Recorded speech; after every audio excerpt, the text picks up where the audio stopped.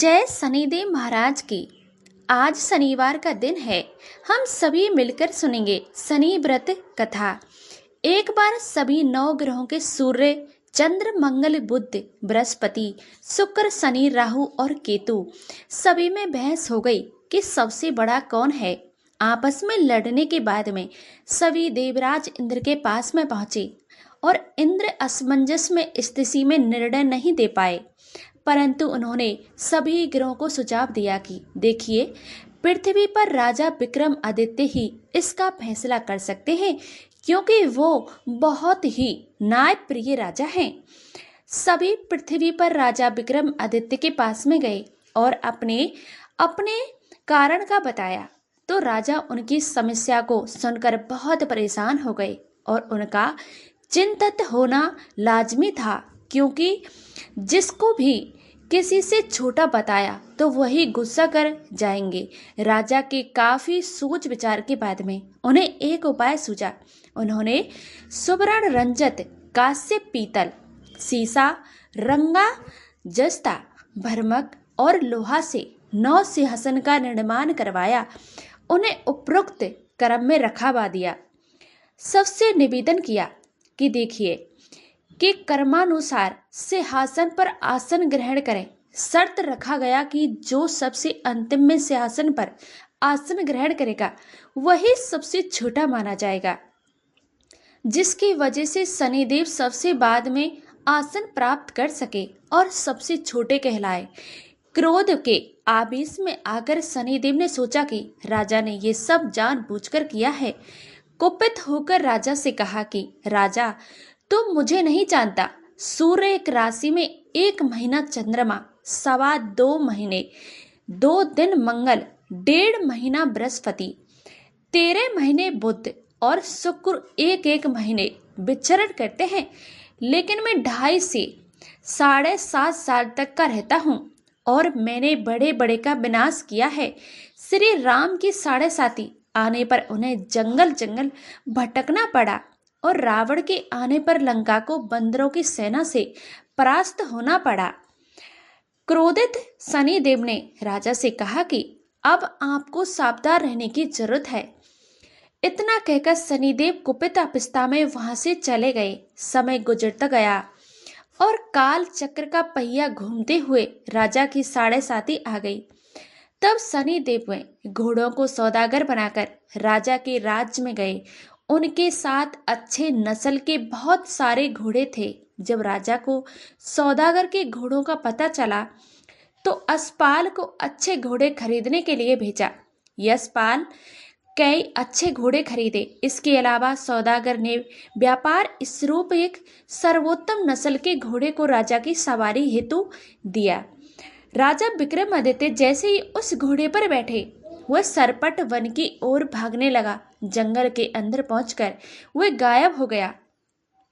भूखा प्यासा स्थिति में राजा ने जंगल में भटकते हुए अचानक उन्हें एक ग्वाला दिखाई दिया, जिसने राजा की प्यास बुझाई। राजा ने प्रशंसा से उसे अपनी अंगूठी देकर नगर की तरफ चले गए। वहां एक सेठ की दुकान पर पहुंचकर उन्होंने जल पिया और अपना नाम बीका बताया। भाग्यवशतम दिन सेठ जी खूब आमदनी हुई। सेठ खुश होकर उन्हें अपने साथ घर लेकर गया। सेठ के घर में खूंटी पर एक हारा टंगा था, जिसको खूंटी निगल रही थी। कुछ ही देर में हार पूरी तरह से गायब हो गया। सेठ वापस आया तो हार गायब था। उसे लगा कि बीका ने ही उसे चुराया है। सेठ ने बीका को कोतवाल से पकड़वा दिया और दंड स्वरूप राजा से उसे चोर समझकर हाथ पैर कटवा दिया।